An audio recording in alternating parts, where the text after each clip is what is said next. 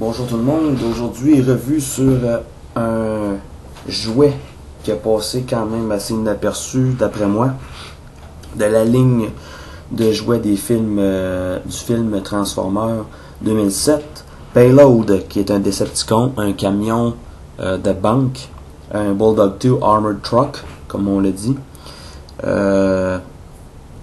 Apparemment dans Transformers Dark of the Moon on va avoir un camion similaire à ça dans le film à cause du logo Decepticon qu'on a vu sur le camion. Reste à voir si ça va être Payload ou un personnage totalement différent. Pas grand chose à dire d'après ce camion là, mais plusieurs défauts pour ce qui est de la transformation et du mode robot. Première chose qu'on remarque, on a donner une bonne texture, bon ici vous ne le verrez pas de loin mais de près, on a une bonne texture, une représentation plutôt de la texture du métal genre antidérapant qu'on a sur les côtés. On en a ici aussi, on a des grilles, les portes à l'arrière sont détaillées, un petit camion, vraiment quelque chose de petit comparé à Classic Ratchet, qui est une ambulance. C'est deux jouets de luxe, mais bon, logiquement, ce camion-là devrait être quand même un peu plus gros que Classic Ratchet, mais c'est deux de luxe.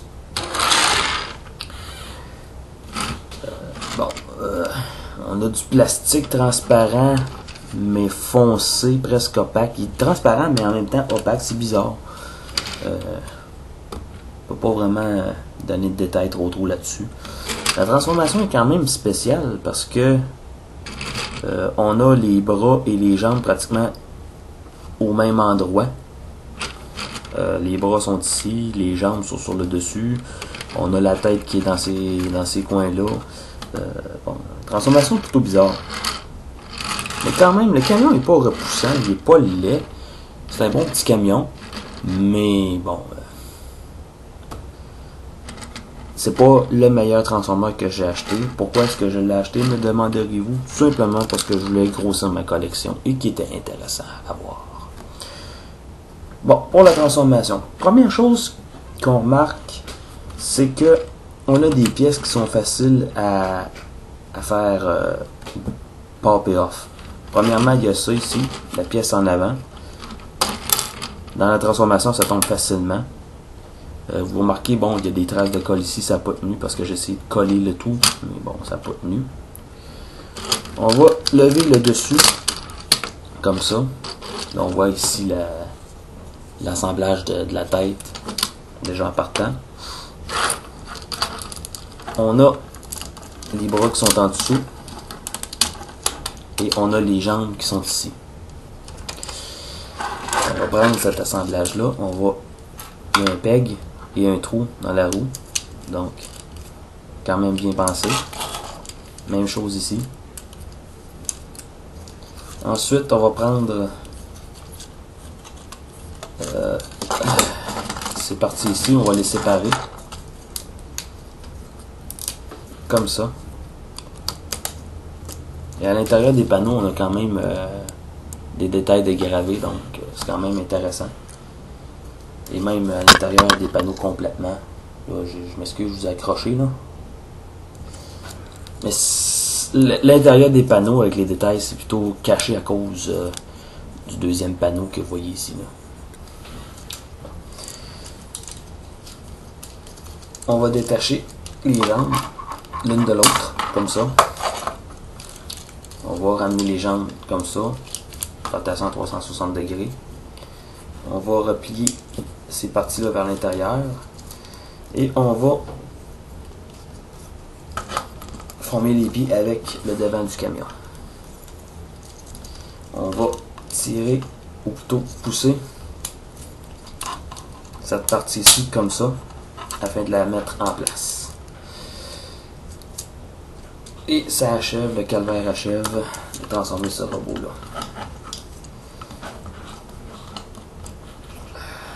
Tout ce qui reste à faire, c'est de sortir les mains. Les mains sont ouvertes.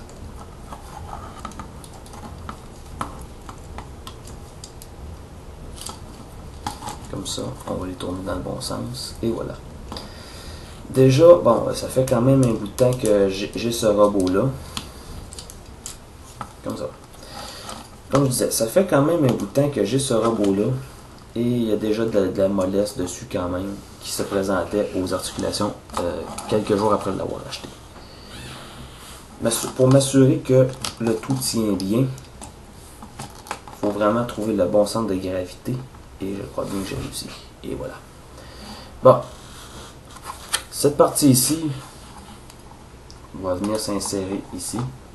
Je suis même pas sûr de l'avoir mis dans le bon sens, mais bon.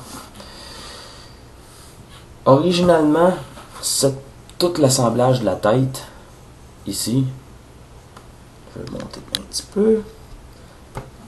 Tout l'assemblage ici avait tendance à débarquer. Tout ce que j'ai fait, c'est que j'ai pris de la colle contact, j'ai collé cela et au contraire de la grille, le tout reste en place.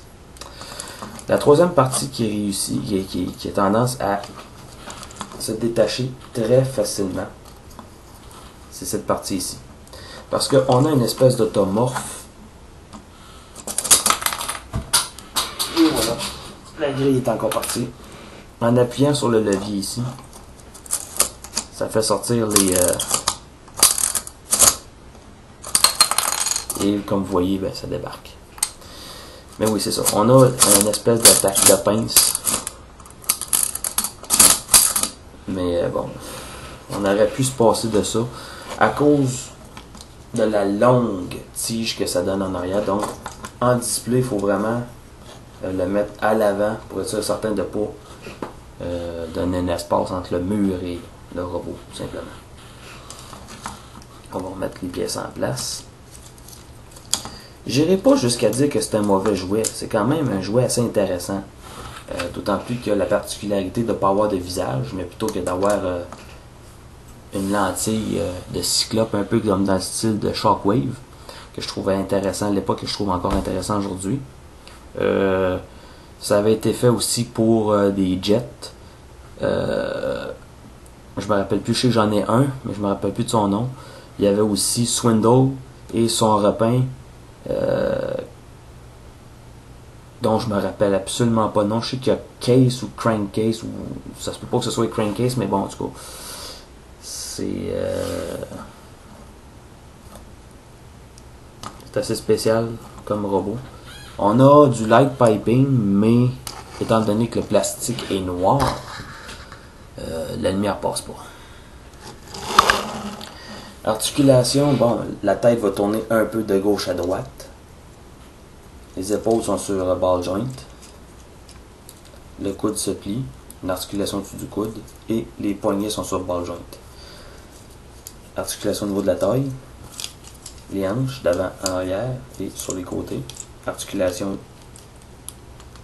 ici, mais très limitée à cause de cette partie ici. Le genou se plie, ainsi que les pieds. Le tout, c'est de trouver le bon centre de gravité pour faire en sorte que le personnage bascule pas. Donc, discontinué.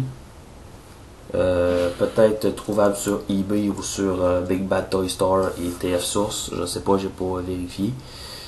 Si vous le trouvez intéressant et que vous avez la chance de mettre la main dessus pour pas cher, gâtez-vous, achetez-le.